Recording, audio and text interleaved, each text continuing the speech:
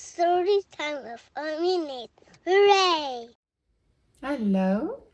Thomas doesn't want to get stuck being seen with old dinosaur bones and an old engine called Stepney. What will his friends think? But more important, what will the children say? Thomas is in for a big surprise. Thomas Saurus Rex. Thomas puffed into the yard after a long day. He saw James and Gordon talking together. When he stopped at the water tower, he could hear everything they said. "I am too important to pull such an ancient load," said Gordon. "Yes," replied James. "I'm glad they brought that old bucket of bolts to do it.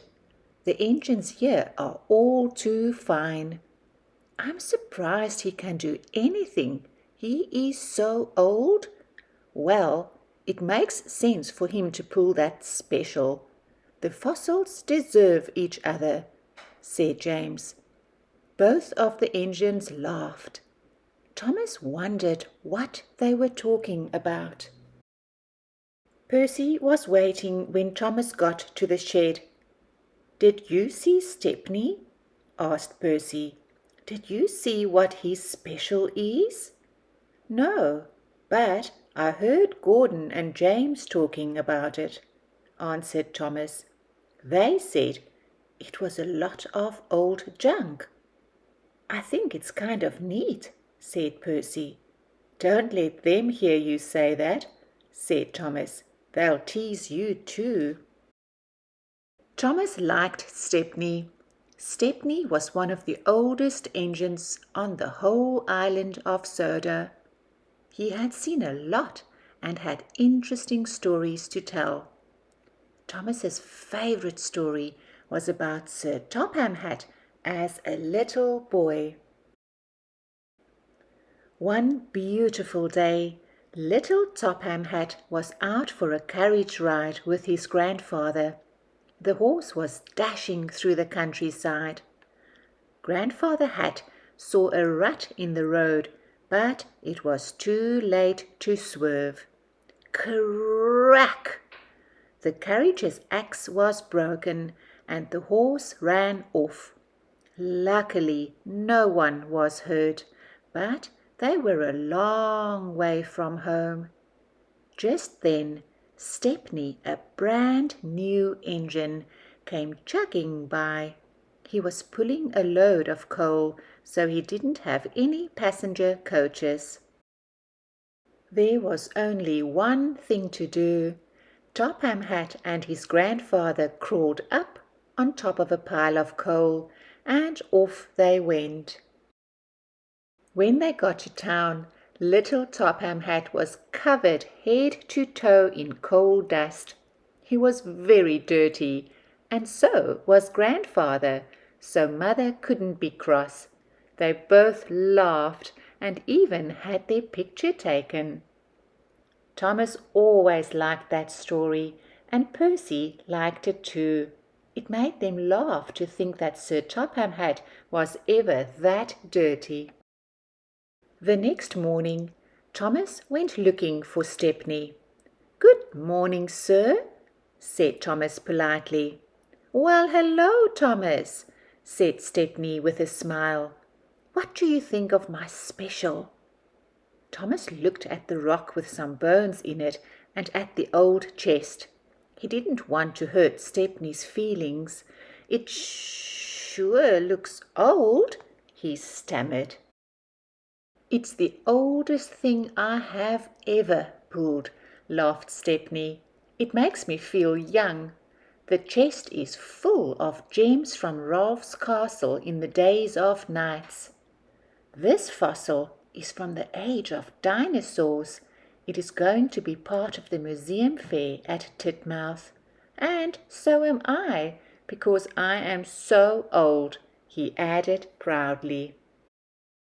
Thomas thought the things seemed pretty interesting, but He remembered Gordon and James saying they were junk. Thomas didn't know what to think.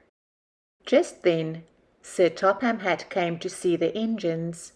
Stepney and his special must go to Titmouse for the museum show, he said. But the hill to Titmouse may be too steep for Stepney with that valuable special, so someone will need to help push from behind. Push? I would not push a special made of solid gold, said Gordon, let alone that pile of old junk. I only pull specials, and important ones at that. I don't think we should have to push that special, sir, said James. Thomas did not want the others to tease him, but he saw that Stepney looked sad that no one wanted to help him. I will push Stepney's special, he quietly volunteered. Thank you, Thomas, said Sir Topham Hatt.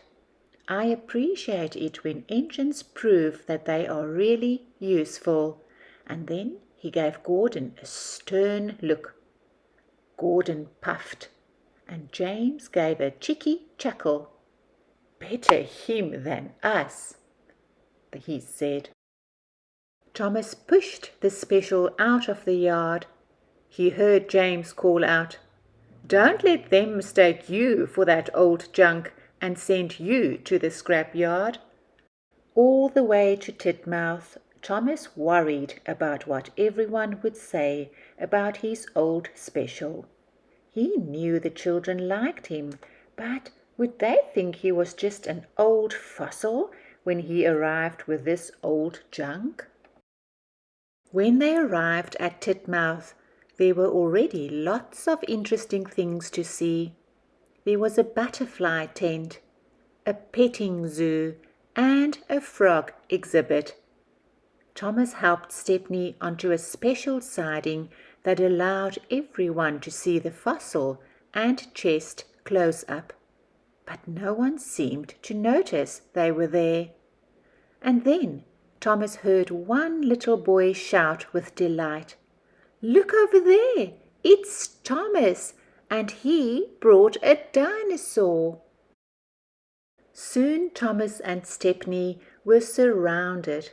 Cool! Wow! Look at that! Thomas had never heard the children so excited. He was excited too. Sir Topham Hatt walked over to them.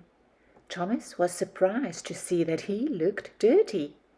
Good work, Thomas, said Sir Topham Hatt. I should have come with you and Stepney. I got a flat tire. I haven't been this dirty in a long, long time, he laughed. Do you remember that day on the coal car, Stepney? I sure do, chuckled Stepney. You were a happy little boy, sir. Just like these children, they will never forget this day. And neither will I, added Sir Topham Hatt. Just then a man with a camera walked up. He said, Everyone smile and say, Steamy. Flash. The end.